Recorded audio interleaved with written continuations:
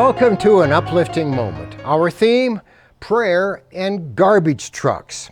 From our home in Florida, I find myself taking my morning prayer walk with 3 garbage trucks making their weekly rounds. The quiet of the neighborhood with the chirping of the birds is displaced with the grinding and growling of the garbage trucks. My view of the sun streaking through the trees is distracted by glimpses of the garbage going into the trucks, and the aroma of the morning air is covered by a whiff of the smell of garbage. This hardly seems a holy and sacred way to pray, but I came to realize it really is. The presence of the garbage trucks is sort of a metaphor on how we can pray well. The truth is, the garbage isn't just in the garbage cans and the trucks, it's in me too.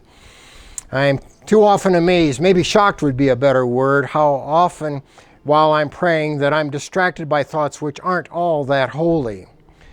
I find myself struggling with a bad and wrong attitude about something or someone.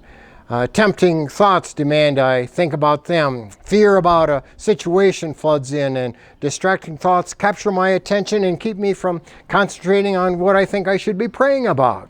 I feel like pausing and confessing to God, but I digress.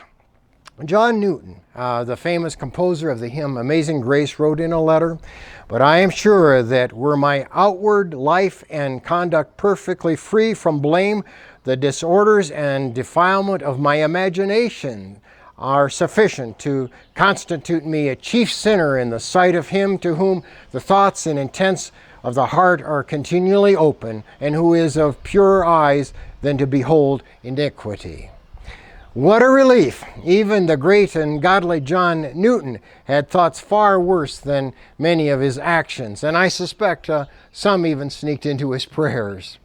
Now here's a secret to great and powerful praying that I've identified in such an experience as I've just described. A secret to great praying is to pray honestly. Whatever comes to mind while we're trying to talk with God, not just the good, but the bad and the ugly as well, make for good subjects for prayer. God has broad shoulders muscled with grace and mercy, and His love is unconditional. He can handle it.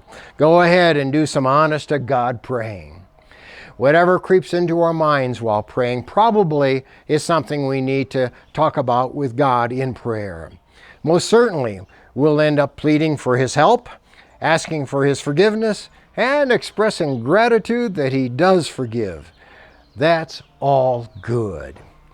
Our practiced and often repeated routine prayers with the right sounding holy words and insistence on getting through our list of prayer requests can be boring for us, and I suspect for God too.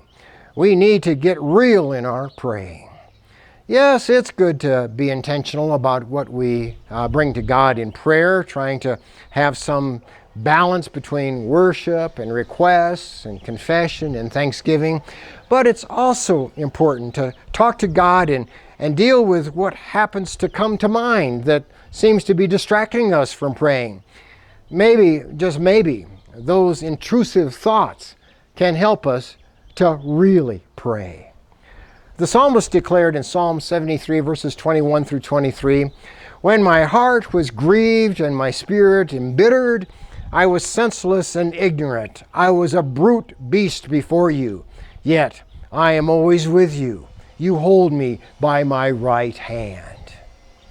Thank you for joining me for this, an uplifting moment.